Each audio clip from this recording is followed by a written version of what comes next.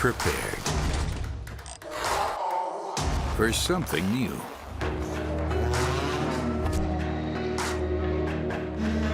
Everyone is different. So are you. Stay straight. No masquerades. Do things that you'll remember. You can push too far, but stay fair. Stay on track. Give it your all. Get to the bottom of things. Decide what's right. Don't believe in what the others do. Find it out for yourself. Be close to it all. Bring your heart along.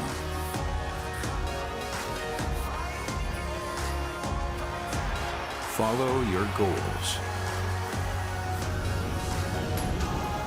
Reach for the stars. Turn the weekend into the loudest party of your life. Are you prepared? Hello everyone and welcome to the Moscow Raceway. It's the 5th race weekend of the DTM season 2017. The sun is shining and we're looking forward to getting to race. And definitely this is a very challenging racetrack with very difficult corner combinations. But one man who really loves this racetrack because he's won here twice before is Mike Rockenfeller. However, you're here with a big handicap because you had the terrible accident at the Norrisring and you've actually fractured your foot, and that means you're actually braking and accelerating with one foot. What is that like? I mean, in general, it's nothing so special, but obviously after 10 years of braking with my left foot in DTM is a big challenge for me, but so far it's working quite well. Luckily, I've always driven other race cars where I used to brake with the right and, you know, be on the throttle with the right, so it's not a big thing, but in DTM, where every tenth of a second count, it's not easy, but so far it worked really well. It worked really well because today you're actually starting in P2, so it seems that you're doing very well about that. And imagine if you actually end up winning the race or on the podium with crutches or even with a limping foot. That would be excellent. Of course, that's a dream, but let's see. It's a long race. I think the start will be a challenge because the start I need to do with my left foot. If I manage a good start, I'm already very happy today. All right, well, fingers are crossed. Thank you very much, Rocky. And before we get into racing here, let's have a look back at the Norrisring. It was the heart-stopping moment of the weekend. In the second race, Gary Paffett collided with Mike Rockenfeller at high speed. It was almost a miracle that both drivers were able to get out of their cars by themselves. Are you okay? It hurt, but I think I'm okay. Fuck, that hurt, but I think I'm okay. After an interruption of 30 minutes, the race continued. BMW driver Maxime Martin crowned a strong weekend by claiming victory ahead of Auer. It's just an amazing day, and now it's time to party. After Budapest P3, yesterday P2, today P1, 3, 2, 1. Here we go. However, it was the battle for third place that fascinated the spectators. Eduardo Mortara ended up third, 0.02 of a second ahead, but only because Marco Wittmann and Matthias Ekström were tied in a battle. It's, yeah, a shame because I think he feels like he's a king on the track, which he isn't. I lost my third place, so it's a bit a shame, but that's how it is when everybody wants every point. Even though Ekström only finished fourth, the Swede moved up into the lead of the drivers' standings. On Saturday, the former champion had already finished third. However, BMW was the dominant brand. The team from Munich scored the most points. In a thrilling first race, 5 BMW drivers were among the top 6. Bruno Spengler scored the first win at the Norrisring for the Munich-based brand in 25 years. It's not easy for a team to give to a driver a good car in both conditions, and they did that today. And I was really happy, you know, it's a great result for everyone. BMW with a strong comeback, but this is the lasting memory, the heavy crash. Paffett incurred bruises, Rockenfeller fractured his foot, but fortunately they are both on the grid in Moscow. And I'm here with René Rast. René, how does it feel? You're in pole position, even though you didn't have the fastest lap, thanks to the penalty of Wittmann. And how does it feel, especially after the disappointing weekend in Norrisring? Yeah, obviously, it's a great feeling always to be in the first row and to be in pole today again. Yeah, disappointing weekend in Norrisring, you said that. Obviously, we had the pace at Norrisring as well. I was in the first row as well. but we're a bit unlucky in the races. But today, obviously, I hope for a bit better results. I think we have the car to fight for a good result. Absolutely. All right, well, best of luck, René. Thank you very much, and back to you. So then, this is how they're going to line up for the 9th race of the season. René Rast inheriting pole position. He starts on pole for the third time this season. Mike Rockenfeller, amazingly, is alongside. Row 2, Augusto Farfus, best qualifying of the season so far. And Timo Glock lining up alongside him in 4th place. Then it's the championship leader from Sweden, Matthias Ekström. And with a 5-place grid penalty, qualified fastest, but down in 6th place, Marco Wittmann for BMW. Jamie Green and Tom Blomqvist line up together on the 4th row of the grid. And then on the 5th row, it's Gary Paffett and Bruno Spengler, one of the race winners last time out at the Norris Ring. Next up then, we have the Canadian of Robert Wickens, 11th, and Nico Muller lining up in 12th position. Second worst qualifying of the year so far for championship contender Lucas Auer. Maxime Martin, a race winner at the Norris Ring, but back there with him towards the back of the grid. The penultimate row, we've got Loic Duval with a 5-place grid penalty and Paul de Resta. And on the final row of the grid, Edo Motara, who had a spin at the end of qualifying, and Maro Engel. That's 18 cars lined up ready for race 9. Mike Rockenfeller then getting into the car, had this huge shunt at the Norris Ring. He was an innocent bystander. Gary Paffett trying to overtake Jamie Green.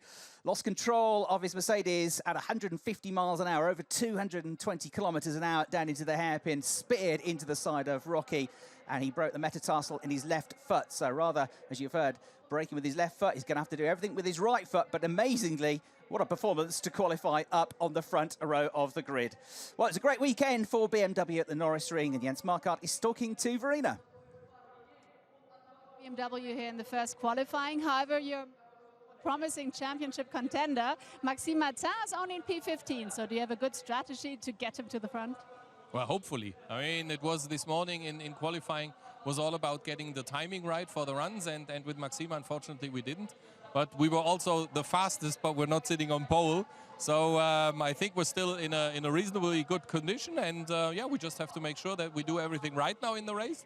Luckily, it's nice and sunny. Hopefully, it stays like that. And still an hour of racing, so a lot of work to be done. All right, thank you very much, Jens Marquardt, and back to you. Thanks much for Verena. Yep, so as Jens said, Marco Wittmann, for the first time this year, the reigning champion, qualifying fastest. But because he's picked up 3 sets of penalty points on his licence, that was in race 2, the incident with Matthias Ekström, then he gets his 5-place grid penalty. And also Loic Duval picked up his 3rd penalties of the year in free practice 1 earlier in the weekend, so had a very good qualifying to be 10th, but the French driver, the former Le Mans winner, is going to be starting at 15th. Also a lowly grid for Maxime Martin, who's come into this weekend with great form. The Moscow Raceway with the scene of his first ever DTM race victory. And he comes here off the back of a win at the Norris Ring and also 3 consecutive podium finishes. Lucas Auer, 2nd in the championship behind Matthias Ekström. But as I say, with his one of his worst starting positions of the year, the Austrian, with some good news recently, though, because he's about to test Formula 1 machinery for the first time on the 1st and 2nd of August at the Hungaroring, the official Formula 1 test mid-season. He is going to be testing for Force India, along with Nikita Mazepan, the Russian driver who contests the European Formula 3 Championship. There's Jamie Green, a runner-up in the championship in previous years, and 3rd as well last year. Can he go 1 step further and win the championship this year? He's in good nick. He's in 4th place in the overall standings coming into this weekend. His teammate at Audi Team Rosberg, René Rast, is in the top 5 in the championship as well. And Bruno Spengler, wasn't it good to see, after a pretty dismal start to the year for the 2012 champion, the Canadian, getting a great result with a victory, his first of the season. In fact, his first win for 4 years around the streets of Nuremberg at the Norris Ring 3 weeks ago. Looked like he might well be on for another podium in race 2 until he suffered some contact and a puncture in what was an action-packed race last time around, not least for Gary Paffett, bruising to the arm in that high-speed crash that he had. There was something like 38 G of impact when his Mercedes went into the side of the Audi of Mike Rockenfeller. But great that both drivers are back here, and testament to the strength of these DTM cars, which are about to go racing here for the 9th time this season.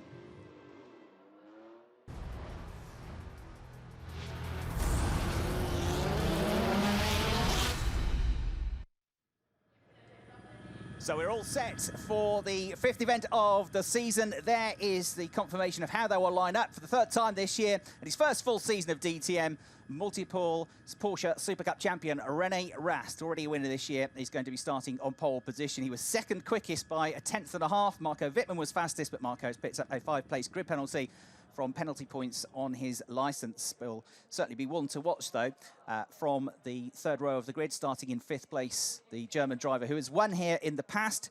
Mike Rockenfeller has been twice a winner here. It's the 6th race of DTM at this circuit, which was only built back in 2012, a relatively new circuit, as we look at Jamie Green getting set to start his Audi from the 3rd row of the grid. 4th row of the grid, rather. And there is the onboard view from Marco Wittmann. We should be getting some great shots from the Red Bull BMW as he comes through from that 3rd row of the grid. Yes, this circuit built in 2012, designed by Hermann Tilke, the Formula 1 track designer of choice. And it was designed to be a Formula 1 track. That hasn't yet happened, but it's a fantastic facility, absolutely pristine. My first time here at the Moscow Raceway, and very impressed with what I've seen so far. Let's find out then what Dieter Gas is thinking ahead of this race for Audi, speaking to Verena. Let's find out. Double pole for Audi, and also the championship leader, Matthias Ekström, in P5. So it looks like Audi's got everything together. Well, yes, we had a very good qualifying session. We were a bit gaining from the penalty for Marco Wittmann, but still we have the 2 Audis in the front row. Matthias is there, but still it's going to be a tough race and a long race. We try to maximize and get what we can, and we have a good position to start. All right, thank you very much. Best of luck, Dieter Gas, and back to you. Thanks very much, Verena. Yeah, Dieter Gas there, Audi, with a bit of work to do, but looking like they've got good pace here. They have the lightest cars as well, as we look at Gustav Farfus, who has got his best grid position of the year after a pretty luckless 2017 so far. Driver, don't forget, the Brazilian who has previously been a championship contender. He hasn't won it, but he has been a championship runner-up. There are the current standings. 89 points for Matthias Ekström. Lucas Auer just 2 behind on 87. Maxime Martin with his consistency 3rd on 78. Jamie Green 75 with points picked up for qualifying. René Rast into 5th place and on 74 points. 3 points for pole position, 2 points for being 2nd quickest, and a point for being 3rd. And how about this with the broken metatarsal, crutches, and all of that? Mike Rockenfeller is going to be on the front row of the grid. He's one of his previous best qualifying performances. At the Hungaroring, he had to start from the pit lane. Right, let's hear from Uli Fritz now, speaking with Verena. Before the race is about to begin, let's just quickly find out. The best Mercedes-Benz is Gary Paffett in P9. What are you struggling with? Yeah, I think generally we are struggling with pace here for sure. Otherwise, we wouldn't have ended up on P9 for sure. But in the end, yeah, I think we are not we're quite heavy here. 10 kilos more than the Audi, 5 more than the BMW, and that's making it difficult. But I mean, that's the name of the game. We need to, we need to make the best out of it, and then look what we can do tomorrow. All right, thank you very much, Uli Fritz. And now let's get racing. So back to you. Great stuff. Thanks very much, Verena. Yeah, it could be damage limitation for Mercedes, but the way it's gone with the unpredictability of the races this season, you never know. We have lots of podium finishers from a long way down the grid. Remember that it's a mandatory pit stop in both the races these days in DTM, 55 minutes plus 1 lap. But there's no pit window. You can pit whenever you like. And we have seen in all of the races so far this season, pretty much, drivers, some of them opting to come in very early, even as early as the end of lap number 1, and then try to make their tyres last throughout the duration of the race. Whereas others have a long first stint and come in and put on quick tyres for the last stage of the race. So expect those further back, and probably some of the Mercedes to try something a little bit different here. It's a new softer rubber from Hankook. Lots of changes to the championship this year. That is one of the key changes. No option compound this year. They're all running the same compound, but they are grippier tyres. There's more mechanical grip. There's a bit more power with these 4-litre V8 engines. Over 500 brake horsepower now, these fantastic cars from Audi, BMW and Mercedes. There is deliberately less aerodynamics on the car, less downforce. They've gone back to a double strip rear wing. There's less aerodynamics on the front splitters. The ride height has been higher, so the cars are a little bit more unstable, but more grip from the tyres and a bit more power, and it's made for some very, very exciting racing. No tyre warmers as well, so around some of the circuits, particularly at the Lausitz ring, when they were coming out on cold tyres onto the track, the cars were all over the place, which led to 1 or 2 exciting moments. That hasn't been as apparent at other circuits like the Hungaroring. We'll see what it's like here at the Moscow Raceway. So the car's heading off onto the formation lap, down beneath the commentary box, overlooking a busy grandstand here on this wonderful facility.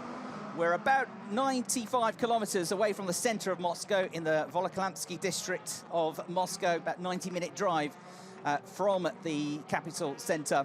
And as I say, this circuit, which is an anti-clockwise circuit and features 15 turns and some very tight technical twisty sections, particularly in Sector 1. Sector 2, it opens out a bit, but there's still some tight corners. Sector 3 is a flat-out run down the back straight, which is a hugely long straight at 873 metres before you hit the brakes hard. And the last corner is actually one of the slowest corners on the lap. They go down to first gear and drop to just 77 kilometres an hour. Around the back of the circuit, on the fast sections, top speed should be around about 240 kilometres an hour for these cars. So we should be expecting some fantastic racing here. As I say, 6 races at Moscow we've had in the DTM around various versions of the circuit, because there are actually 18 different configurations of this circuit. We're using what's essentially the full Grand Prix version of the circuit at 3.9 kilometres, but the very shortest version of it is the 1.3 kilometre super sprint circuit. We've had 6 races. Wins so far, BMW have had 2 since we first came here in 2013, Audi have had 2, and Mercedes have had 2. But overall, with wins and podiums and points, BMW has actually been the strongest team here historically. They've had 9 podiums to Audi's 5, Mercedes on 4. And as you heard, with the success ballast and the success performance weights based on race performances, the Audis are the lightest cars. They lost 5 kilograms after the races at the Norris Ring, so they are 5 kilograms lighter than the BMWs, which in turn are 5 kilograms lighter than the Mercedes. So the Mercedes perhaps struggling with a heavier car here. Mike Rockenfeller on the front row of the grid was absolutely desperate to come and race here. Did have Nick de Vries, the young Dutch driver, GT driver and single-seater racer as well. Nick de Vries competing in Formula 2 on standby, but Mike was determined to be here. An injury which normally takes around about 12 or 13 weeks to heal. It's not completely healed, but he is going to drive the car, and we'll be looking for his 3rd win in Moscow, having won in 2013, the year he won the championship, and 2015 as well. Maxime Martin got his maiden win here in 2014. What can he do from 2/3 of the way down the grid? Bruno Spengler has a good record here, 4 podiums. Matthias Ekstrom, the championship leader, has a good record here with 3 podium finishes. So we're all set for the 9th race of the 2017 season here at the Moscow Raceway. Chris Hartley here, trackside in the commentary box, with an air temperature of around 22, 23 degrees. It's a hot but not unpleasant day here in Moscow as the green flag is waved at the back of the grid. René Rast on pole position in the Audi. Mike Rockenfeller, what can he do with his broken metatarsal from the front row of the grid? The red lights come on, they go out. We are racing here in Moscow. Decent start from all of the top 4 here. Watch for Ecke from the 3rd row. Watch for Whitman from the 3rd row as well. Side by side for 3rd place here is Augusto Farfus going to hang on to it. 1 or 2 going out wide there, including Lucas Auer, the championship leader. He scrambles it back onto the circuit. And the first of the 2 bright pink Mercedes.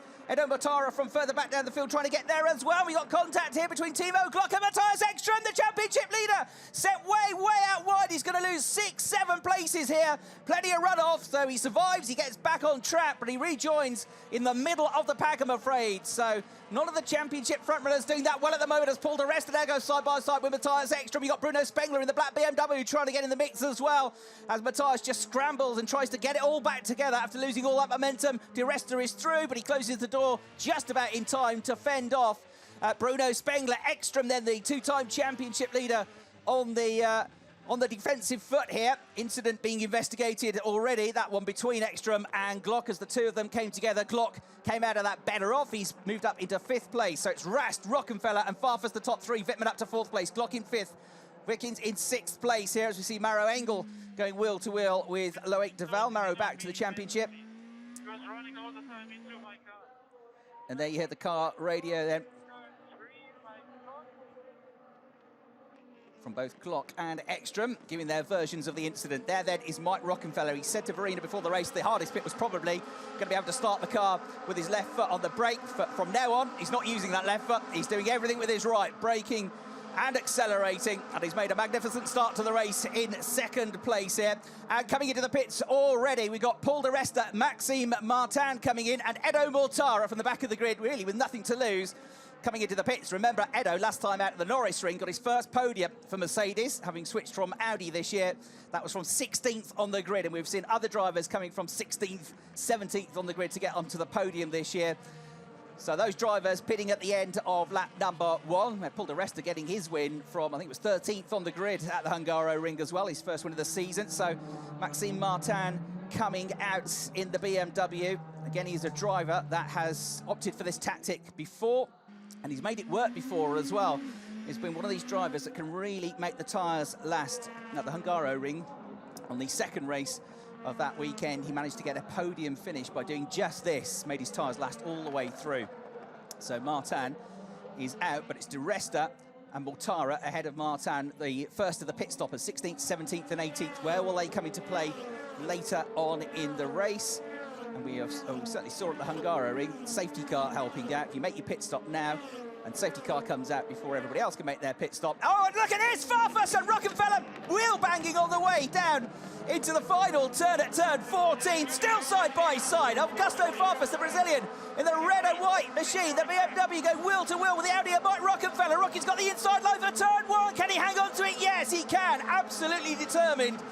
And that was mighty, mighty close. So they're the team radio. And look at this replay. Rocky closed the door. Farfus had to take to the grass, took out one of the marker posts as well. That was what most of the debris was coming from. There was contact between them as well. You can see Rocky fighting the wheel as there is contact on the way into the final turn of the lap. Incredible battle, that. So they're the team radio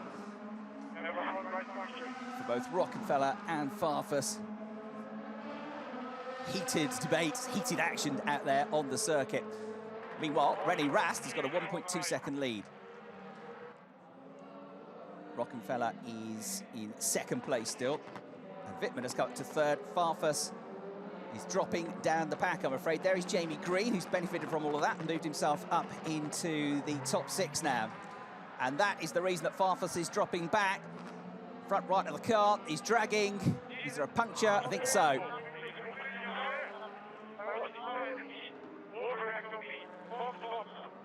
So box, Farfus on his way in. The incident, rather unsurprisingly, is being investigated or looked at by the stewards. And René Rast goes over the start-finish line, just over a second clear of Mike Rockefeller. And then you've got a battle developing for third place between Wittmann and Glock.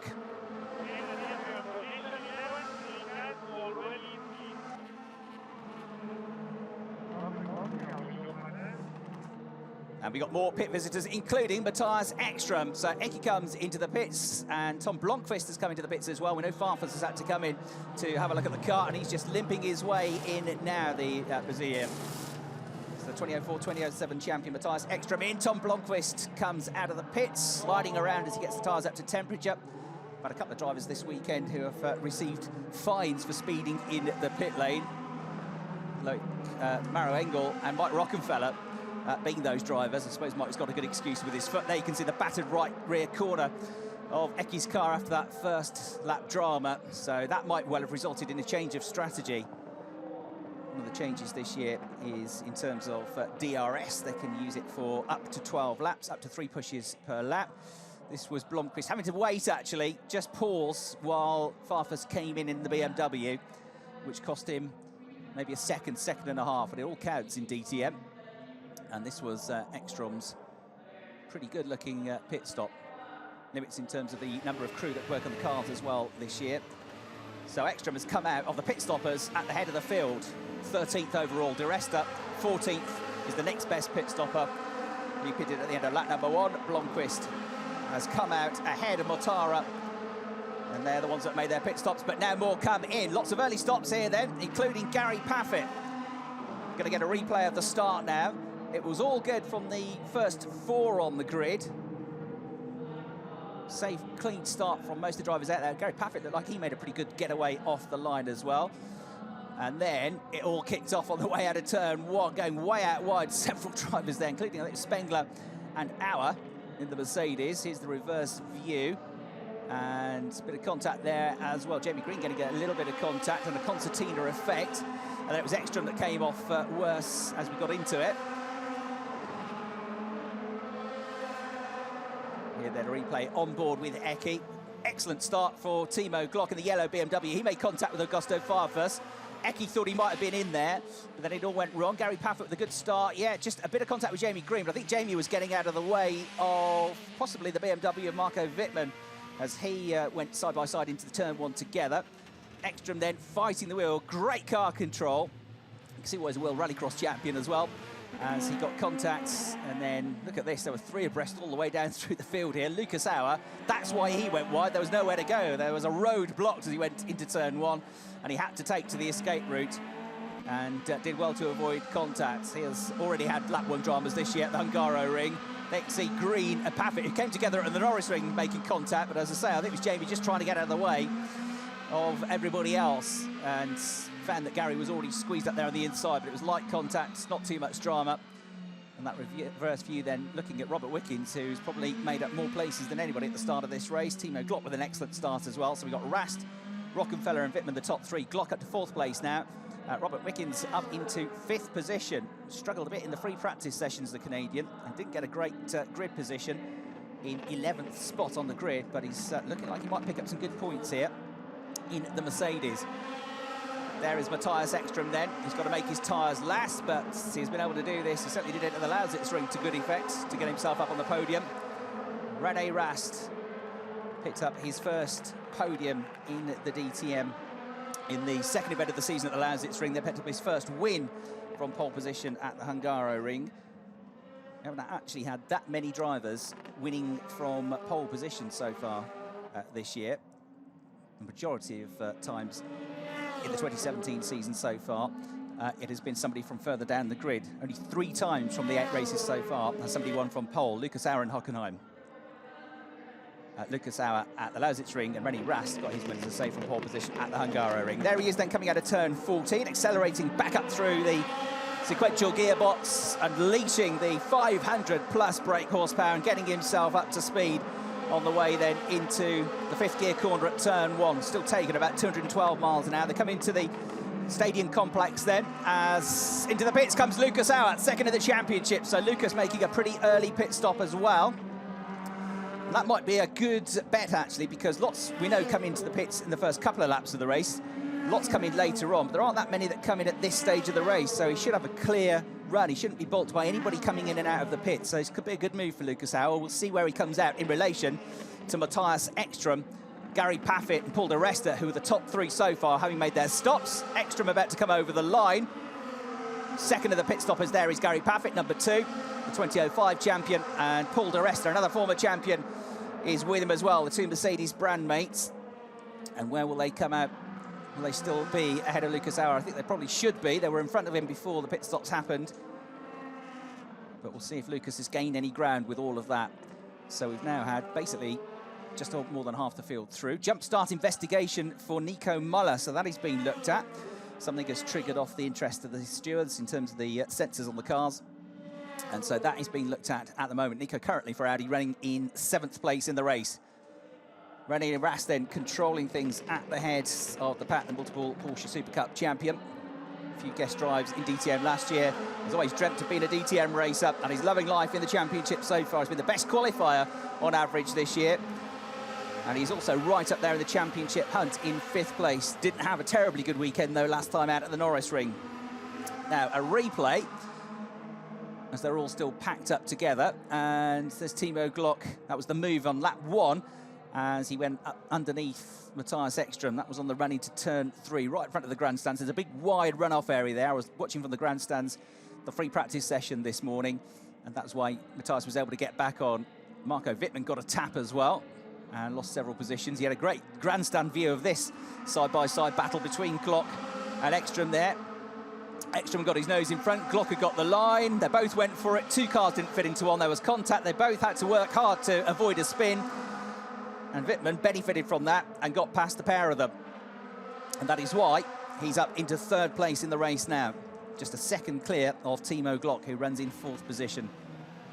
So Rene Rast leading the way. Audi's 1 and 2, BMW's 3 and 4 with Wittmann and Glock.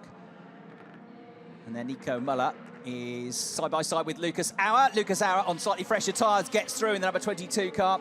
and gains a place. That's up into the top 10. Nico's also under investigation for a jump start, though. No news on that. In fact, no, there is news on that, and he's going to get a stop-go penalty. So Nico Muller on the timing screen, jump start, pit stop penalty. So when he comes in for his pit stops, his pit stop will have to get a 5-second stop-go before he goes into his pit box to change his tyres and go back out. Nobody else as yet, although several under investigation, has received a penalty. As Jamie Green now is the one into the pits. So Jamie Green, who was running in 6th place, coming into the pits for Team Rosberg. Double winner so far this year with wins at Hockenheim and the Lausitzring. Disqualified from the first race at the Hungaroring, but he's been picking up points steadily ever since. Great record at the Norris Ring, but he wasn't on the podium this year.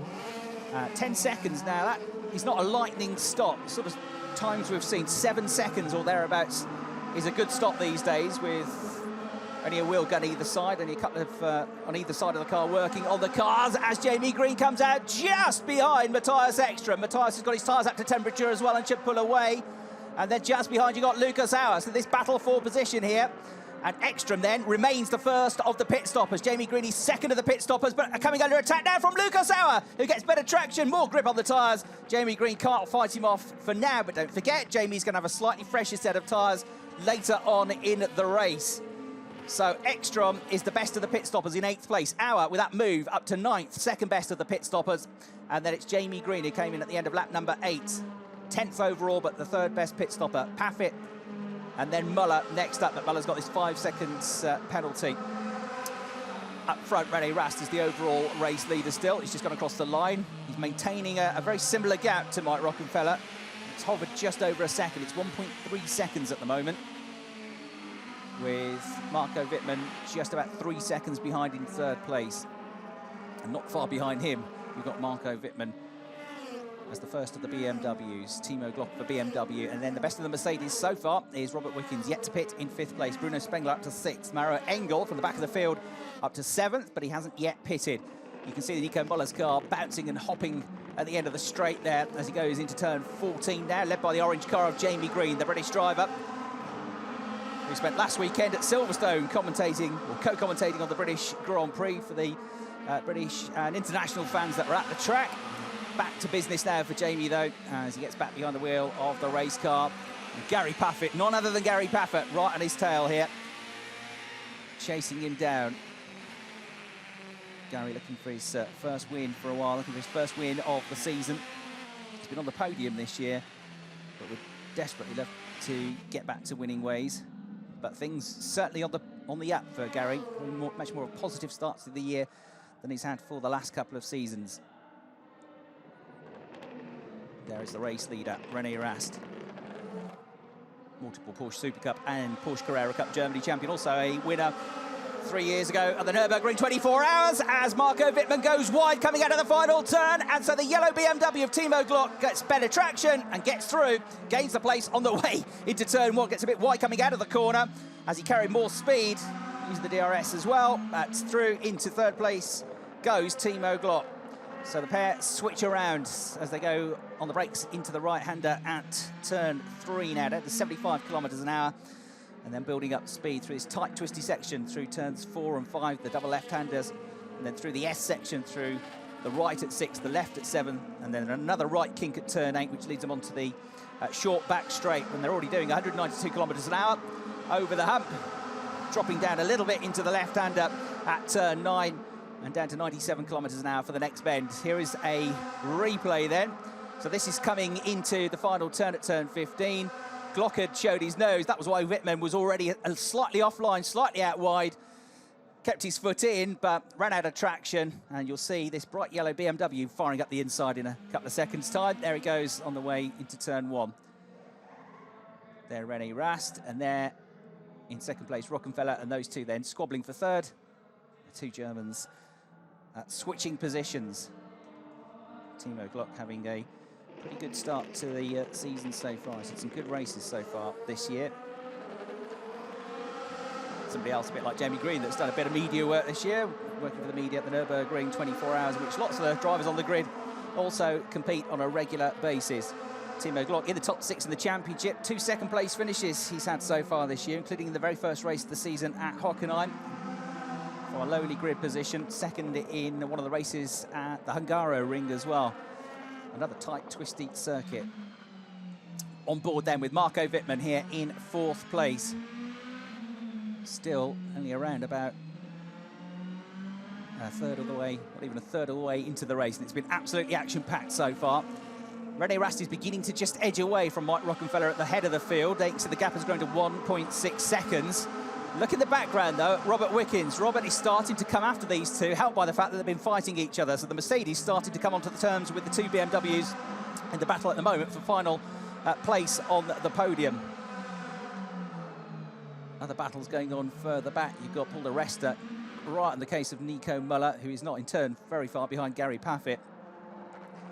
So there is Timo Glock, who's just edging away, but only fractionally, only by a few hundredths of a second from Marco Wittmann on this lap as they come out onto the straight.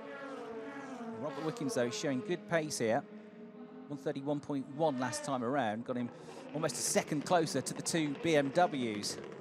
And into the pits then comes Marco Wittmann, the defending champion, the two-time champion, hits the brakes and makes his way into the pits at the end of the lap, 13.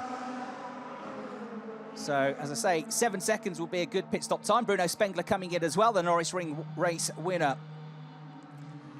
Steering it in then, guiding it into his pit box. The Red Bull-backed BMW of Marco Wittmann. Team RMG get to work. One wheel gun either side, 2 working on the tyres. That's a good stop, 7.3 seconds. We have seen some in the 6-second bracket, including that one from Bruno Spengler, 6.9 seconds. No further action in the incident between car 11, Marco Wittmann, and 16, Timo Glock. So no further action. They looked at it, but decided it was fair racing on that first lap. So Timo Glock is not in trouble, and he's going to keep his place on the podium at the moment. That's where he is. Now Ekstrom, where is he going to fire into all of this? Just behind Marco Wittmann, but with fresher tyres. This is effectively, or it could be for the lead of the race. It's for the leading pit stopper. Ecky's got the inside line on the way into the right-hander at turn 3, and surely the Swede is through. Champion versus champion, and it's Ekstrom who comes through. And you've also got to keep an eye to Lucas Auer now. Cold tyres struggling here, and the BMW of Marco Wittmann. Auer's got the inside line. He's gone through. Jamie Green is queuing up. So too with the onboard is Gary Paffett. Ekstrom already reeling away as the leading pit stopper still in. And Jamie Green having a go now at the inside. And through he comes on Bruno Spengler. Nice move that. And Gary Paffett is going to try and pounce as well in the Mercedes. Fantastic opportunistic driving. Didn't give it a second thought. And Gary comes through as well. So the pair working together. These two very experienced British drivers. And through they both come on Spengler, who was on the cold tyres as well. Now Timo Glock, the first of the front runners to come into the pits. He comes in from 3rd place, having just picked up that position a couple of laps ago. That move on Marco Wittmann. What's the stop like? It's not bad, 7.4 seconds. He comes out, make sure he sticks to the pit lane speed limit. They can see on the graphic where Ekstrom is coming into the final corner. This is going to be tight, but Glock, I think, will come out in the lead, but then he's going to be on the defensive on the colder tyres, which are going to take a bit of time to come up to temperature with no tyre warmers, no tyre blankets allowed this year. So of the pit stoppers, Glock is the first, but here comes Matthias Ekstrom. And this, he knows, is going to be a big, big chance for him to close up. Remember, Ekstrom lost a lot of time on the first lap as well in the incident, which dropped him down the order. And here we've got Wittmann coming onto the tail of Timo Glock as well. So Wittmann coming into the mix as well, absolutely nose to tail. These two had their incident earlier on in the race as well. And having pitted a lap and a half ago, as you see that getting his heat into the tyres is Timo Glock weaving around. So through he comes, Wittmann on the case of Timo Glock. This could be for a podium position. It could even be for the win later on when it all starts to bunch up and the different strategies filter out. René Rast is looking good, Mike Rockenfeller is looking good. His potentially is for 3rd place, but you never know. Mike Rockenfeller has come into the pits as well from 2nd place. René Rast stays out, we'll have a big lead for the time being. We've also got Maro Engel coming into the pits as well.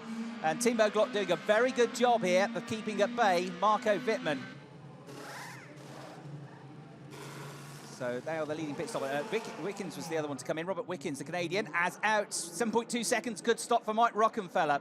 He should be coming out ahead of Glock and Wittmann. They are just about to make their way into the final turn.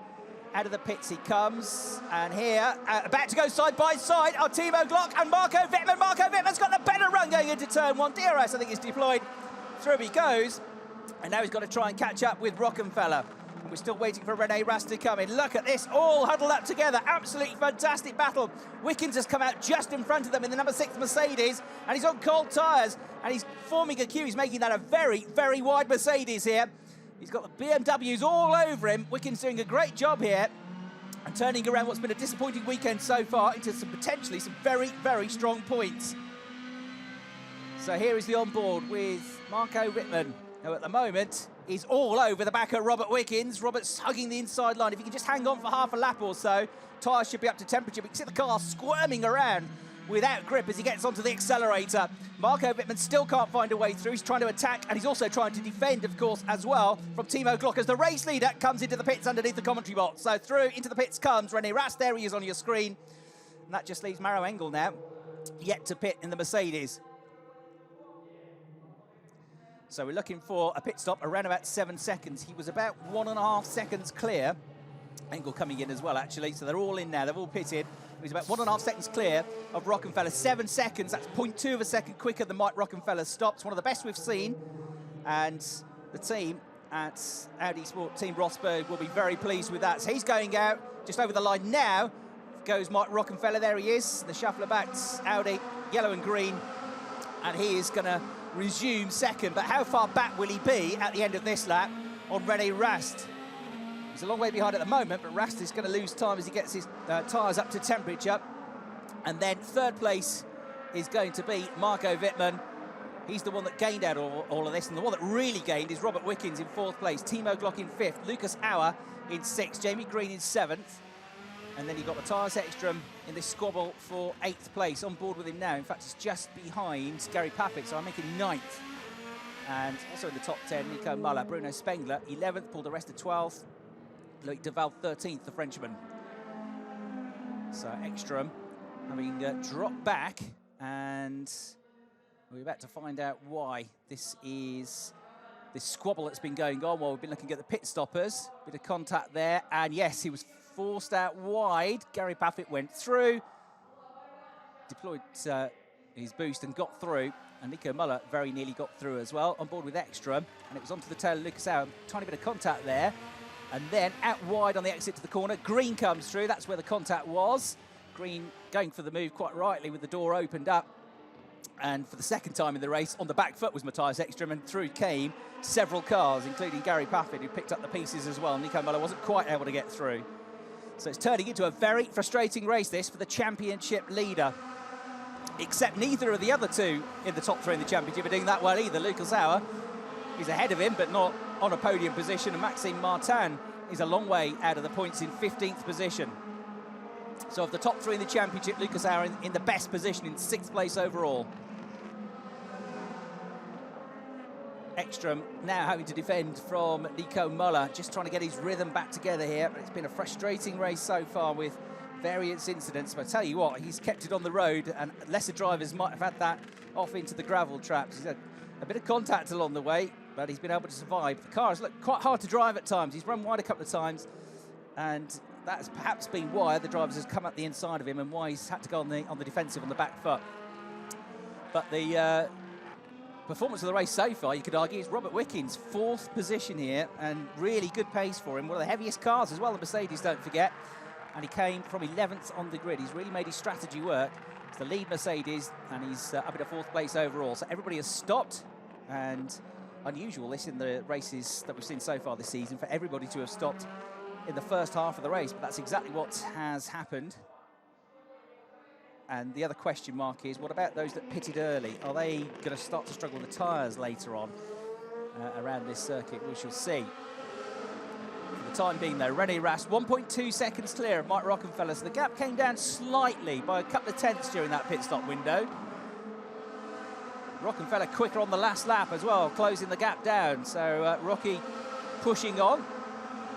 Pitted within a couple of laps of each other, so the tyres should be in similar condition come the end of the race. You're looking at Marco Wittmann, who's in 3rd place, and Robert Wickens just behind in the number 6 Mercedes in 4th. They're both edging away now from Timo Glock in 5th. Lucas Auer is another one having a good run from 13th on the grid.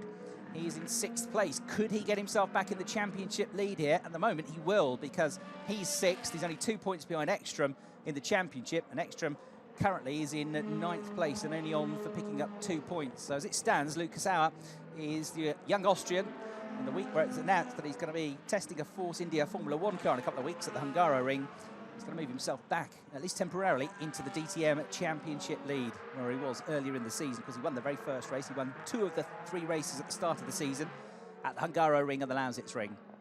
And Maxime Martin looks like perhaps his run of 3 consecutive podiums might be coming to an end here, because he is just struggling down in 15th place. Pace isn't bad, but he just can't gain on anybody out there. It's so evenly matched.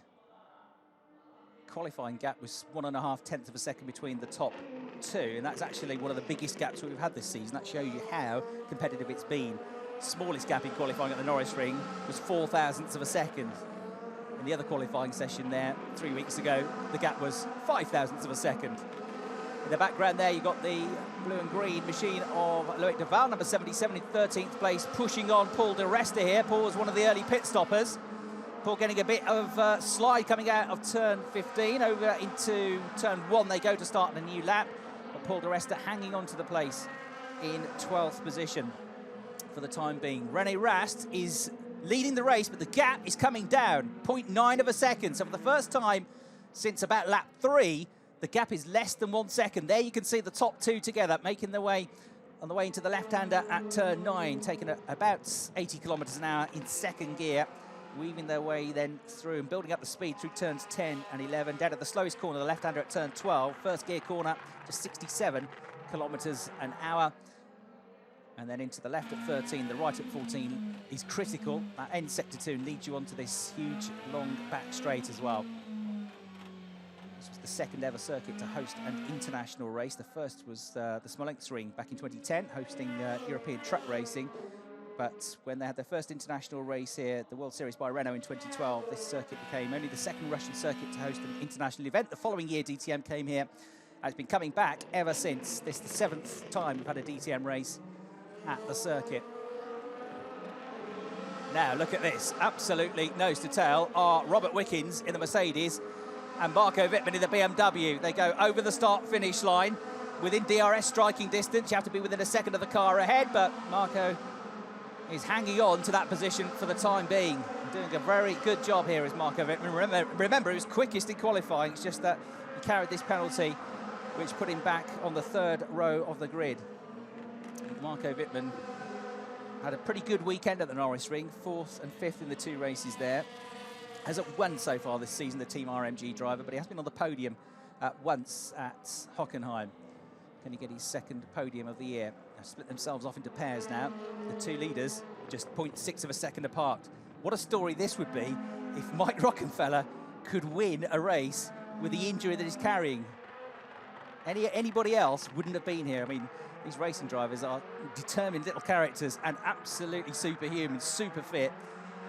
But most of us normal human beings would not have even entertained the idea of coming in and racing a car. That he's doing this all with 1 foot is absolutely incredible. And at the moment, he's having his best race of the season. Maybe he should be injured more often, because he's absolutely flying, Mike Rockenfeller. And as I say, great record here. 1 from pole position in 2015, 1 from pole position in 2013. In fact, Mike's last win was here at the Moscow International Raceway. As we see Robert Wickens having a little luck, showing his nose here, coming out of the last turn, trying to get the better run coming out of the corner. He's got the inside line, he's not quite level, and he's being squeezed here by Marco Wittmann, but Robert Wickens, the Canadian, comes through. Lovely move, which he set up with a beautiful run into the final turn. He covers off the line into turn 2, and he gets the place. So Robert Wickens on for a podium. He's up to 3rd place here. And this is perhaps unexpected, given the pace of the Mercedes, given the weight that the cars are carrying. This is a great drive by Robert Wickens. He's had plenty of bad luck so far this season, but when the car is working, when he's on fire, he is hard to beat, Robert Wickens. A multiple race winner in the championship. Going to get a replay of the move now. He's 5 times a winner in the DTM.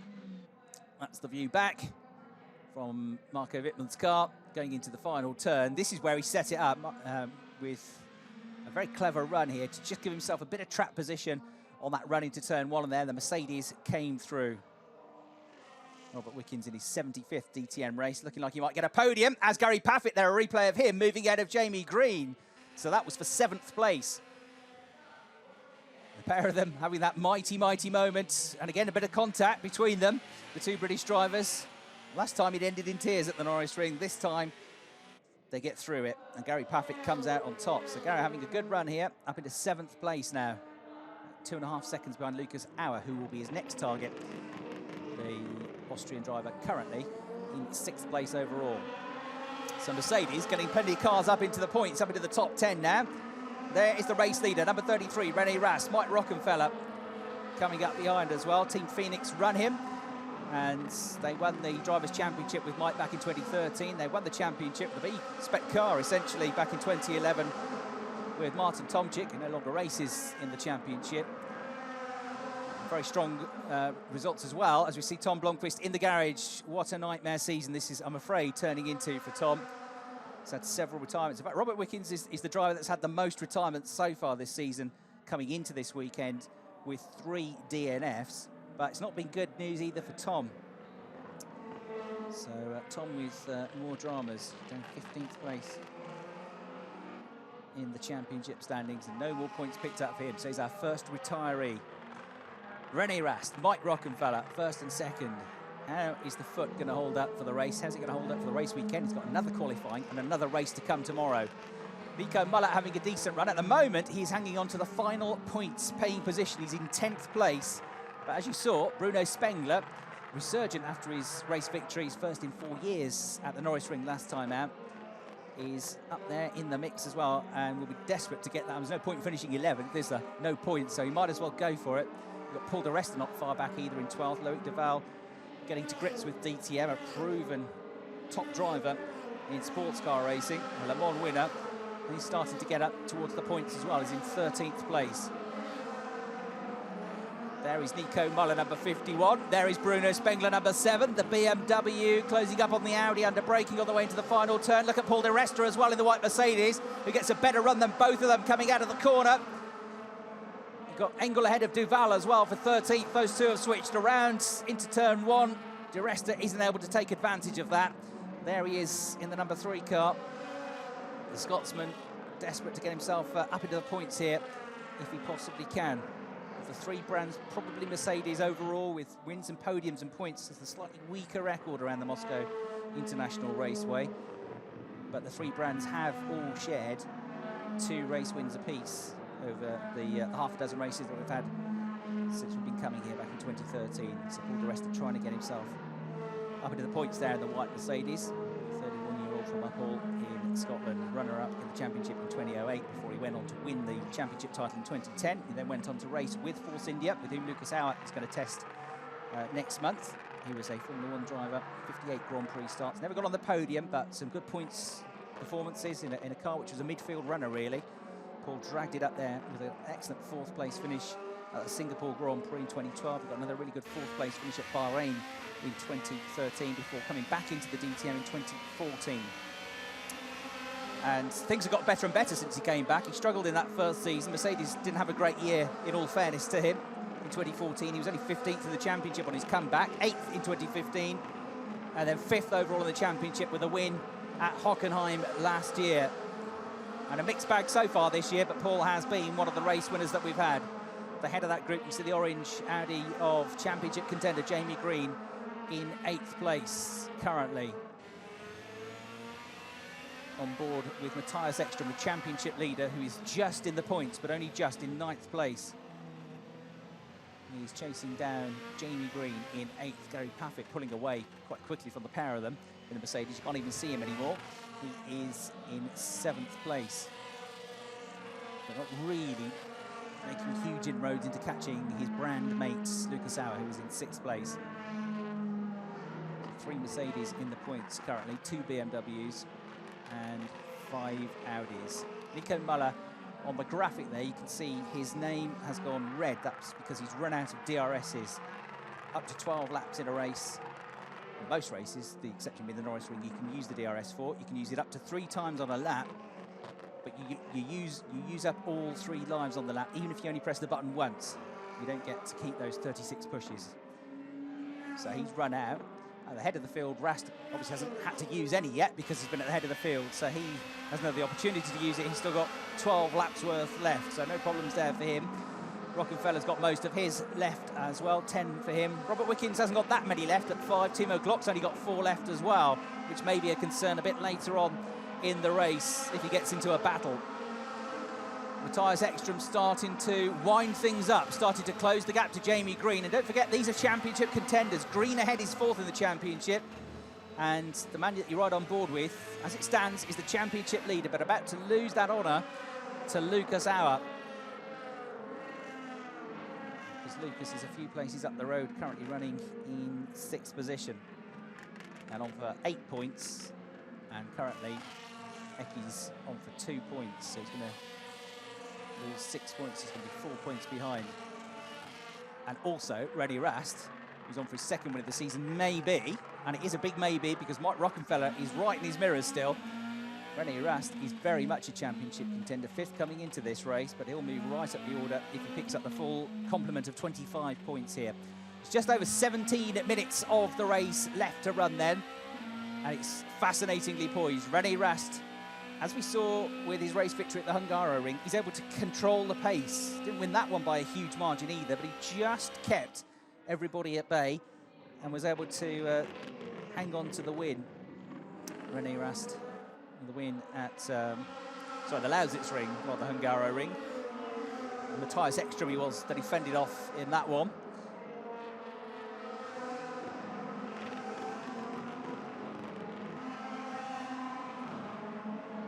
Here we've got Jamie Green and Matthias Ekstrom switched around now. Ecky through, and that's important for the championship, gaining a place on Jamie Green. So Ecky now up into 8th position. That was coming, wasn't it? He'd been reeling him in, reeling him in, reeling him in.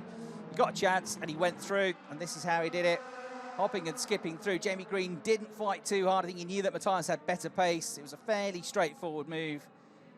And through he went into the left-hander at the final turn to gain valuable championship points. Jamie Green down to 9th place. Nico Muller is only 0.9 of a second behind him in 10th. Then you've got Bruno Spengler and Maro Engel 11th and 12th.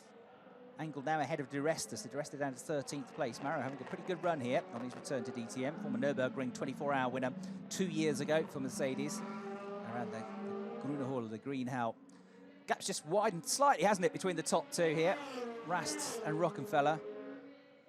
This will almost be feel like a race win, I would have thought, for Mike Rockenfeller, if he can hang on to a podium place here, given everything. You can see the car just dancing over the surface here, hopping and skipping with the aero. Good on the brakes, isn't he, Mike Rockenfeller? Even though he is right foot braking on the way into that final turn, he definitely closes up to the race leader there.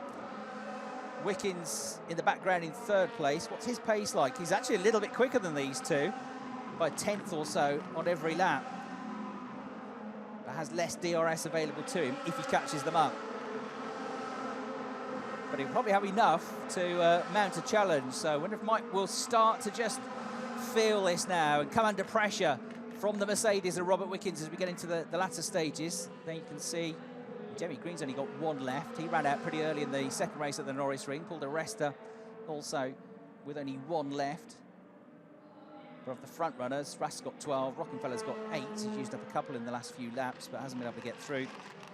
Wickens, who has done a bit of single-seater driving, not racing, but single-seater racing over in the States recently, where he was asked to sub and almost got himself a race seat around Road America in the IndyCar Championship.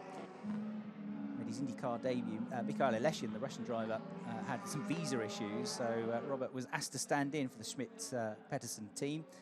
Looked like he might race at one point, but the visa issues were sorted, so in the end he just did the Friday test. He almost then got another run. He was on standby to replace Esteban Gutierrez, the ex-F1 racer, at the following round, but that never quite came to fruition. Robert has said that his future is very much with the DTM, and at the age of 28 he has no real ambitions of starting or going back to a single-seater racing career, because of course Robert really did much of his younger driving as a single-seater racer of great note as well before he came into the DTM. That was really where he got the attention of Mercedes. It was back in 2006, 11 years ago, he was the USA Formula BMW champion. raced in the previous guise of the FIA Formula 2 Championship and was the runner-up in that back in 2009. Actually did a Formula 1 test for Marussia Virgin back in 2011 before making his DTM debut in 2012. So going back to single-seaters and having a bit of fun. Had to get the approval of Mercedes to do that. But it didn't turn, as yet, into a race. Also, news that Mercedes might be looking at moving, along with Audi and BMW, into the Formula E Championship for next season. Willy Fritz has been over in New York at the most recent round, having a look at that as to whether they might they have an option to go into Formula E, as to whether they might do that. And the likely Mercedes partner to do that with would be the HWA team. Hans-Werner Aufrecht, the team director, also went across to New York with Willy Fritz, and I believe they have until October to take up their option on going into Formula E. So that's widening their paths into the Formula E Championship, Mercedes. But here in DTM, they're having a pretty good run with Robert Wickens on for a podium. Lucas Auer of the championship contenders in the best position in 6th place and looking set to retake the championship lead here. There's just over 12 minutes to go. A heroic performance from Mike Rockenfeller in 2nd place. 1 minute 30.239 last time around. He was caught by Robert Wickens, but Robert only caught him by 0.08 of a second. So Mikey's hanging on in there, being towed along by his brand mate for Audi, René Rast. René on course to move himself well up into the point standings as well. He'll move ahead of Jamie Green and Maxime Martin with this. And in fact, I think he'll move ahead of Matthias Ekstrom as well. If it stands like this, he's going to pick up 25 points. Matthias currently running in 8th place. He's going to pick up 4. So yes, I reckon it'll be Lucas Auer topping the championship table, and then up to 2nd place, René Rast, who has led the championship once already this season. So René looking for his 2nd DTM victory, having won at Hungaro and having finished on the podium at the Lausitz Ring. But a disappointing weekend last time out, resulting in a crash and the retirement, the 2nd retirement of the year, around the streets of the Nuremberg. But it has been a flawless drive so far from René. Rockenfeller, though, the real hero, in 2nd place here, and he's still on the attack. Very good through that last sector into the final turn. But René just has enough in the straight line to keep him at bay. There's a slightly better exit. Rocky's quicker into the corner. René is quicker coming out of the corner as we go on board with Marco Wittmann, who has not yet given up on a podium position here. They're both well clear now of Timo Glock, who's having a relatively lonely but good race in 5th position. Lucas Auer in 6th place is 2.1 seconds clear of Gary Paffett. That might just be worth keeping an eye on. Gary, can he catch Lucas Auer and take championship points away from Lucas Auer? Of course, they're both with Mercedes. Mercedes have also got the Manufacturers' Championship to think about as well. Audi lead the manufacturers' standings at the moment by quite a long way. On 326 points, Mercedes 2nd on 282, BMW 3rd on 248. And Audi Sport Team Rosberg lead the championship standings for the teams on 147 points, 20 clear of Mercedes, BWT, AMG Motorsport. So Team Rosberg on for more good points here because their man, René Rast, leads the race. There are the top 2. 3rd and 4th are actually quicker than the race leaders. So this could be a very tense final few minutes in the race. You can see them working together here. Robert Wickens, the Canadian, in the Mercedes. Number 6, number 11, the German driver, the double champion, Marco Wittmann, going with him in 4th. I think he's waiting to attack for that podium because he can sense that if they work together, they might just be able to catch up to the 2 race leaders here with 9 minutes to go. Cross the line, 1 minute 30.1s for the top 3, but a 129.9 for Marco Wittmann. So the man in 4th place is the quickest man on the track at the moment. He was the quickest man in the qualifying session, don't forget. And the 2014 and 2016 champion on good course here. 8 times a winner in the DTM.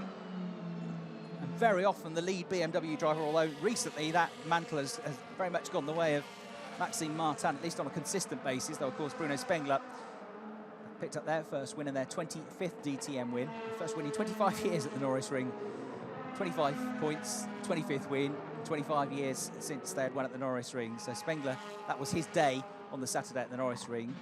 But Maxime Martin has been the one bagging a lot of podiums and points for them recently. But Maxime having a very quiet race, down in 16th place. You wonder if all is quite well with that car, actually. Just not quite being on the pace. And Augusto Farfus, his bad luck this season continues. A couple of times this year, he's looked like he's going to be on for good points, or maybe even a podium.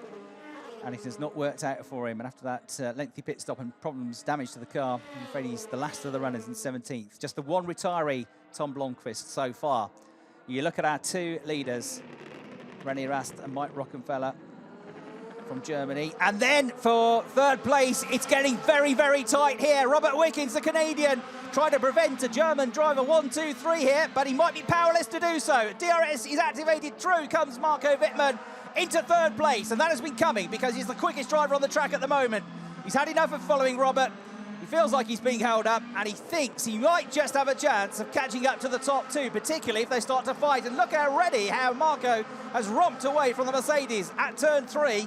He only got through at turn 1, and he is absolutely flying here in the latter stages of the race. So Marco Wittmann with a tidy move. Robert Wickens was fair in his defence, did his best to hold him up. But it was, again, on the exit to the final turn that set up the move on the run into turn 1. Just a bit out wide, just a bit loose there from Robert Wickens. DRS activated, you can see the rear wing flaps opening up. That is effectively like giving you a load more horsepower, and through he went. Robert, though, if he can stick with the German, might just be able to drag himself up into this lead battle, but they are running out of time. 6.5 minutes or so to go. The gap has remained no greater than 1.6 seconds, no less than 0.6 seconds between these two. But the Audis have got to be careful here because there is a BMW that might just give them a bit of grief towards the end of the race. Into the final turn they come. Still not much between them. Still Rocky not close enough to attack down into turn 1. We'll compare the lap times with Marco Wittmann next time as he crosses the line. 1 minute 30.794 for the leader, 1 minute 30.753, fractionally quicker for Rockenfeller, 1 minute 30.90 for Wittmann. So very, very similar. Rocky with DRS running out as well, I'm afraid. So this could be really Mike worrying about defending his position from Marco Wittmann at the end of the race rather than attacking René Rast. He's going to have to use René to drag him along here. He's got 2 left. Wittmann's got 5 left. René Rast hasn't used any yet because he's led the whole race, other than, well, even when he pitted, actually, because he was one of the last to pit, wasn't he? So René Rast, the only one out there with all 12 left. But very, very similar lap times. By just under half a tenth of a second, Rocky was actually the quicker of the 3 on that lap. Also with good pace is Timo Glock at the moment. He's done a 1:30.7 as well. He's one of the quickest drivers out there. Nico Muller's just done a 1 minute 30.2. He's in 10th place, but he's actually the fastest driver on track at the moment. He's now fending off Maro Engel, who has gone ahead of Bruno Spengler and is into 11th place, and he's only 0.5 of a second behind him. But Maro Engel is out of DRS, so that will maybe stem his chances of getting up into the top 10 and into the points. Back again at the end of the 3.9 kilometre lap into turn 15. Go the 2 leaders. Over the line they go. The gap still just half a second. By 16 thousandths of a second, Rocky is quicker again. So that's 2 laps running he's been quicker, but it's all marginal. It's all fractional. Working hard to stay with René and to make sure that Marco Wittmann doesn't get close enough to attack. Marco was a bit quicker on that lap, just under a tenth quicker, but he's still 3.5 seconds behind. He has, though, left Robert Wickens behind now. Robert is 1.5 seconds away from a podium now, but still a good result this for Robert in 4th place. I think he'd be pretty satisfied with the way this has gone from a mid-grid starting position. And Timo Glock is just under 5 seconds behind Robert Wickens, so Timo's going well at the moment, but I don't think he's close enough to attack. Lucas Auer has pulled back away from Gary Paffett for 6th and 7th positions. Matthias Ekstrom, 1.9 seconds behind Gary Paffett. Matthias just took a second out of Gary Paffett on that previous lap. So maybe 7th place could be on the cards for Eki. He's still got 9 DRS laps left, so more than enough to get him to the end of the race here. So that might just be worth keeping an eye on as well, this battle between Paffett and Ekstrom for 7th place. Bearing in mind Ekstrom is the championship leader coming into this race. On board with Mike Rockenfeller then in second place. What a fantastic performance this has been from the 2013 champion. Only René Rast in front of him. Fractured metatarsal just 3 weeks ago, less than 3 weeks ago, this huge shunt that he had, which was completely unlucky on his part, as the Mercedes of Gary Paffett, which had already hit the barrier twice, speared into him. It was nothing to do with Rocky, he was just in the wrong place at the wrong time. But thanks to the medical team and thanks to Mike's determination, he's got there on the track. That was a miracle in itself. That he's in second place is awesome. He has, though, run out of DRS now. Thanks to the LED light in the back window there is red. That shows that he's out of DRS. So that is good news for René Rast. 55 minutes plus 1 lap, don't forget. So get another lap at the end of this. How far behind is Marco Wittmann? Just over 3 seconds behind. Further back, you've got Jamie Green 9th, Nico Muller 10th, and Maro Engel, and then Luke Duval in the green and blue Audi getting into the mix, into the pits. I'm afraid the miserable race continues for Augusto Farfus, as at the inside of Bruno Spengler goes Loic Duval to fend him off, and Duval now into 12th place. There is Jamie Green at the head of that trio, 9th, 10th, 11th. There is Farfus into the garage and out of the race. He's had lots of luck this year, Augusto Farfus. Unfortunately, it has all been bad luck. One of the nicest drivers on the grid, and it has just been a miserable year. In fact, getting word that he's gone into the wrong garage because he's so frustrated. But, you know, that's just about the least of his worries at the moment. One day, it's going to come right for Augusto. We know he's a very, very strong driver, but really struggling this year with one thing or another. But the pace has been good up until the incident early on in the race, and that is at least a positive for him. René Rast then, 0.8 of a second clear after 35 laps of racing with just a few minutes to go, leads the way. There's Jamie Green, Nico Muller, and just behind, Maro Engel. 2 of them are in the points. Maro Engel is not yet in the points. He's 11th, in the most frustrating place of all, probably. Can he get himself up there?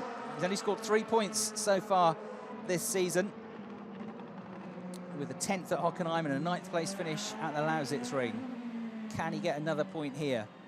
Coming back to DTM after about 5 years away, Maro Engel. Lucas Auer looking pretty solid in 6th place, looking like he's going to get himself maybe back up into the championship lead. 2 points behind, but as it stands, with Eki actually getting himself up into 8th place, they'd be tied, wouldn't they now? 6th gives 8 points, 8th gives 4 points. Now there'd be 2 points the difference. So his 2 point deficit would turn into a 2 point advantage for Lucas Auer. What about René Rast? He's going to pick up 25. That will move him on to 99 points. Lucas Auer, actually, even though he's going to move ahead of Ekstrom, I think it's not going to be enough to get him in the championship lead. Eki is going to drop to 3rd. Auer will stay 2nd, and leapfrogging them both will be René Rast. He's going to be surely picking up 25 points now. That Mike Rockenfeller has run out of DRS and is running out of time, running out of laps.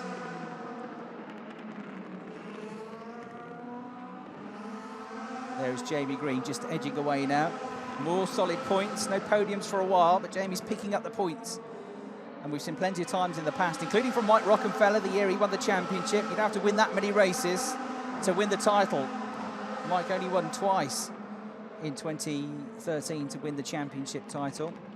In 2016, Marco Wittmann won with only 3 race wins and only 3 other podium finishes. But you keep on picking up the points, picking up points as well, of course, in qualifying this year is going to, essentially add up potentially to another good, strong race result.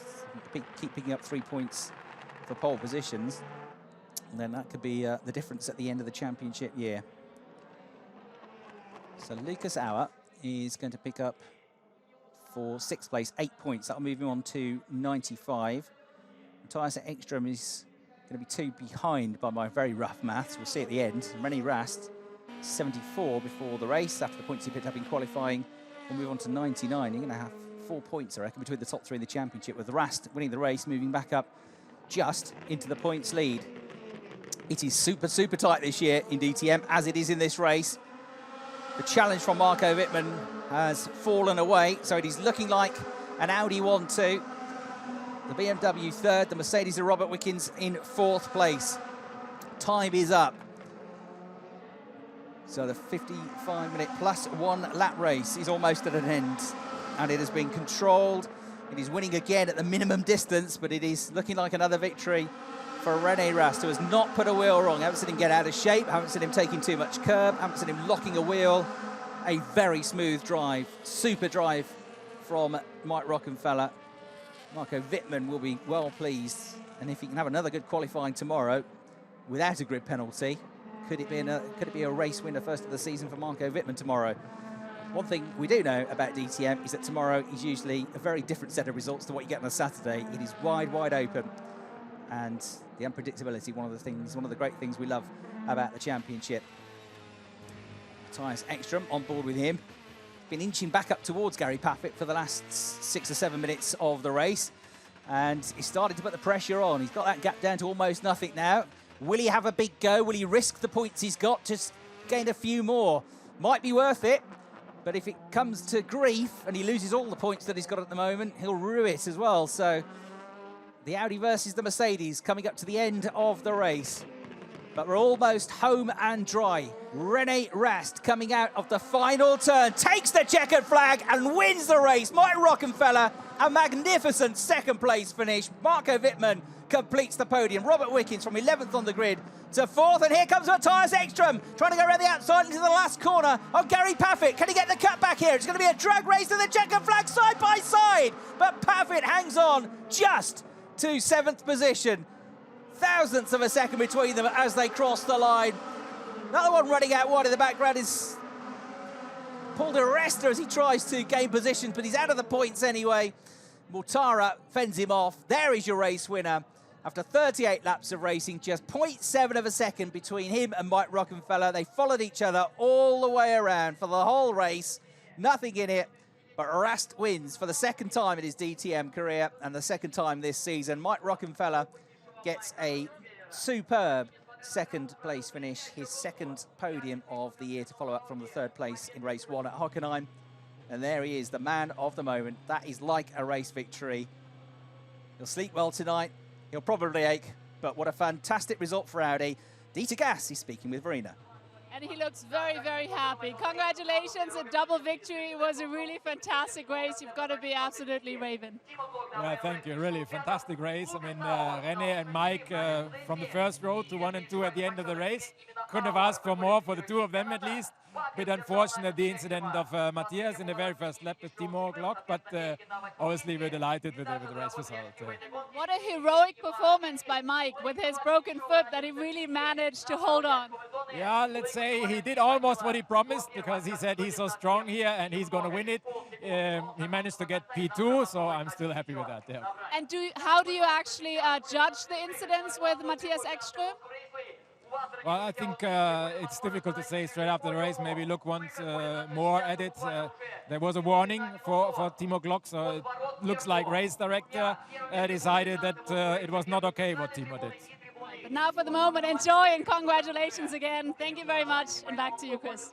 Great stuff. Thanks very much, Verena. Great to get the reaction of a very happy Dieter Gas. His car's coming home in 1st and 2nd positions. And really, that was like 2 wins, wasn't it? Because Rene Rast is the race winner. But the real winner, if you like, is Mike Rockenfeller. And he's quite right, is Dieter Gas. In a statement leading up to the race, Mike said, I want to be there to race, to fight for the championship. I'm quick around the Moscow. I don't just want to turn up and race. I want to go for the win. And he very nearly did it. He's had 4 wins in his DTM career, which is less than you think, actually, for Mike. He's been around for a long time, been successful for a long time.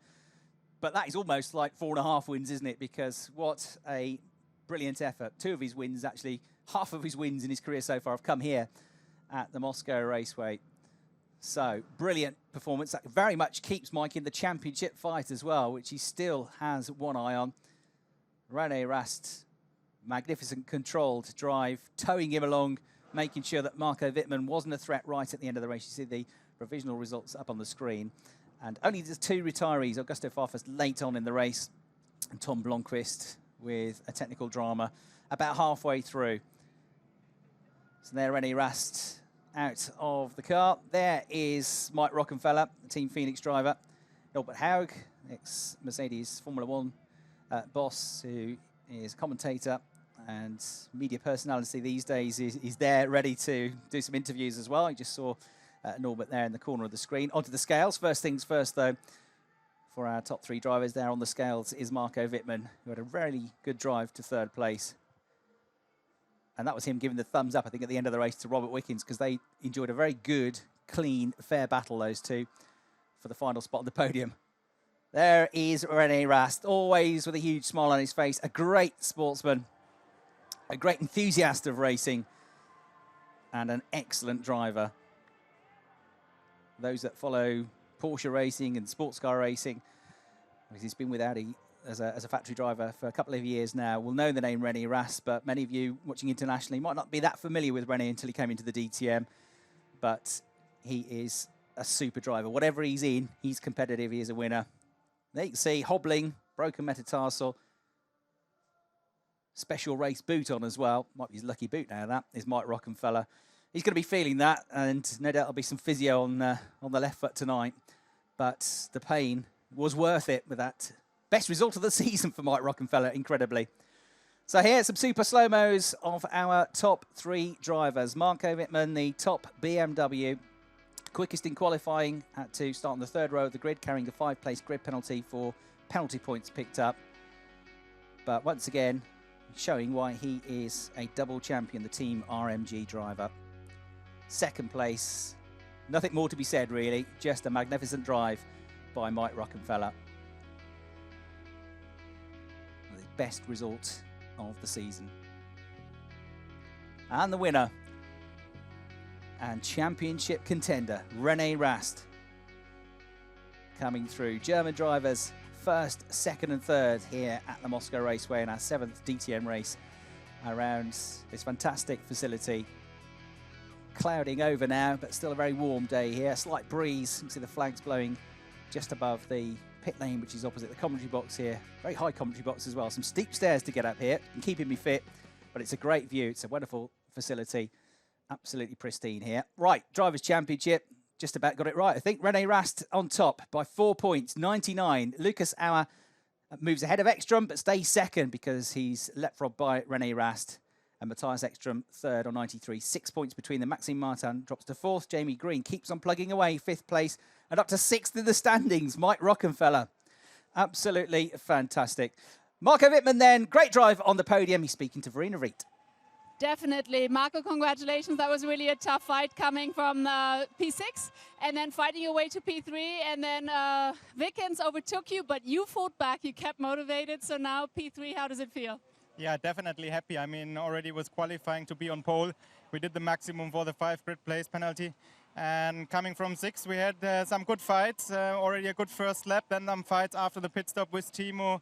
I think Paffett was involved, or Robert, I don't know exactly. And some good fights, and yeah, Wickens had a phase where he was stronger, and I came back on him. Was a good battle with him, and definitely happy with P3. All right, well, congratulations. Thank you very much, Marco, and back to you. Thanks very much, Verena. Great to hear from the champion, super driver, very modest chap as well. That's his 17th career DTM podium. It's also, for some synchronicity, that man, Mike Rockenfeller's 17th DTM podium finish, and no doubt one of the best, and the 3rd podium and the 2nd win in his first full season of DTM. For the man on the left, René Rast, who is about to be called up onto the podium here at the Moscow Raceway as the winner of the 9th round of the 2017 DTM. They've let the fans onto the track as well, so there's a great crowd gathering just below the podium.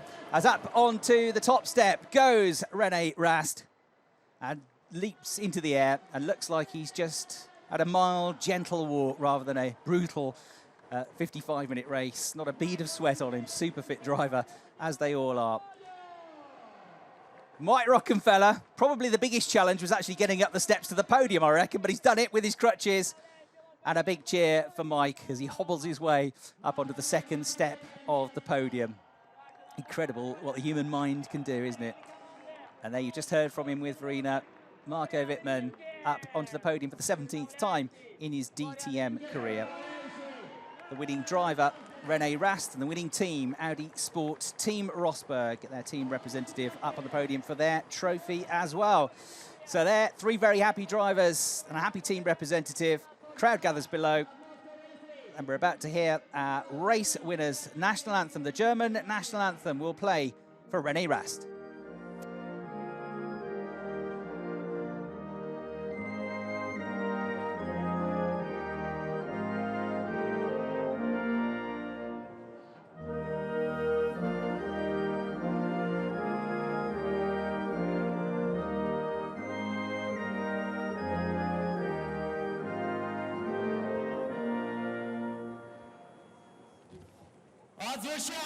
He's been a champion in whatever he's driven.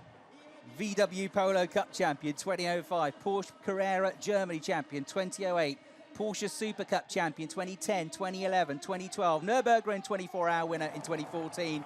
Could he be the DTM champion this year? He's in the mix, he's in the box seat, but there's still half a season to go here, but he is looking good. King Jong-woo presents the trophies to our winner and our winning team. Team Rosberg having a magnificent season so far. Herman Tilke, designer of race circuits, designer of this very circuit, of which he's very proud, is here, which is great to see, presenting the trophy to second place, and a huge cheer because they know what he's been through for Mike Rockenfeller. And Rustam Tergulov, who's the promoter of the circuit, the Moscow Raceway project, which opened 5 years ago now, back in 2012, present the third place trophy to Marco Wittmann. And a few more good results like this, you wouldn't even rule Marco out of being a championship contender. It is looking like the most exciting, closest DTM season yet, and that, given what we've had in the last few years, is really saying something. Day one complete, the champagne is sprayed, the music plays, the crowd gathers, great atmosphere here. And rock bands playing live music when I arrived here at 10 to 9 this morning. As I came up the stairs for the start of the race, they were playing Smells Like Teen Spirit at full volume by Nirvana. So the fans really, great open access here as well. DTM with the open pit lane, one of the garages converted into a pit lane viewing area where you can actually see the teams working on the cars as well. Access into the pits, they walk past the drivers, they meet the drivers, they get autographs, and a very enthusiastic crowd here. Right, don't drop it, Mike. The champagne, I always worry about this bit. The champagne is about to be released. It's caught. Good job. And he's saved. He was thinking about spraying it, but rather sensibly, he's having a drink because these teams work so hard and thoroughly deserve it. Well, there's another qualifying session and another race to come, of course, tomorrow for what will be the 10th round of the 2017 championship. After this, we've got 4 more rounds. Zandvoort will be next at the third week of August. The Nürburgring to come in September. The Red Bull Ring in Austria and Hockenheim will be the last 2 events. Slightly frustrating race, I would suggest, for Matthias Ekström. He loses the championship lead, but a battling performance as ever. And still picking up good points. Well, the man of the moment, what a performance it has been, Verena, from Mike Rockenfeller. That's like win number 4.5, isn't it? Oh, certainly. Congratulations, Rocky. You really did a phenomenal job, a heroic performance, if you wish. And you've got to tell me honestly, a second place like this must feel almost like victory. Yeah, it does. It really does. But obviously victory is even better. But René was just better today. So that's what we have to, accept. And we tried our best. I think with the situation I'm in, was pretty nice. The start was crucial. Was close. I almost overtook René. And then after, I was also trying to just stay behind him and make sure that, I bring home the second place, that nothing happens. I mean, obviously, he's more in front in the championship, so it was important for Audi, I think, today to secure the win and also for me to be P2. I think with a normal foot, no broken foot, could have been a bit better. I was just going to ask that. Yeah, that's what I'm thinking, but still. Maybe two, no. Maybe tomorrow? No, tomorrow, well, it would be nice, obviously, but it's a new day, and unfortunately, it's not healing in one night, so if I can repeat what I did today, I'm very happy. Is it very painful right now? No, it's okay. What should I say? Okay. Well, I hope you get some comfort, get better for tomorrow, rest a little bit, and then we'll see you tomorrow. Thank you very much, Rocky. And now I'm going to try to grab, there he is, René. He's just taking a picture, but I'm sure I can just butt in for a second. René, congratulations. What a perfect race, an absolute flawless race. Congratulations. Yeah, thanks a lot. The start wasn't the best. But after that, the race was just perfect, mega car. and also a very good pit stop. So today was a perfect day. Absolutely, and let's see if you can repeat it tomorrow. Yeah, let's hope so. I mean, the car was very quick in qualifying today, and hopefully tomorrow as well. And you're also leading the championship, so that's got to feel even better. Yeah, obviously, but still, I think now we have half-time in the championship, so there's still a long way to go. All right, well, thank you very much, René Rast, and back to you. Excellent stuff. Great to hear from Mike Rockenfeller in second place, and our race winner, and as Verena says, championship leader now, René Rast. Last time he won a race, he moved into the championship lead as well. That was at the Hungaroring. So, not good news for everybody, though. Edo Mortara, very frustrating day, because he picked up his first podium for Mercedes last time out at the Norris Ring. He struggled with that car in qualifying. He's not yet gelling with it. Matthias Ekstrom, with lots to talk about in that race. He was battered around a bit, wasn't he, at the start of the race, then later on again, and maybe not the car not quite planted underneath him. But a gritty performance, and you know all the points count. He picked up 8th place. He had that move on Jamie Green towards the end of the race as well, didn't he? Which was important to keep him in the championship fight. So a very, very interesting race. It's all to come again tomorrow. Back to Verena. Yes, it was certainly a phenomenal race. Very, very exciting, and we're looking very much forward to the race tomorrow. So hope to see you then for the second race here in Moscow. Till then, bye-bye. Here are the highlights. Do enjoy.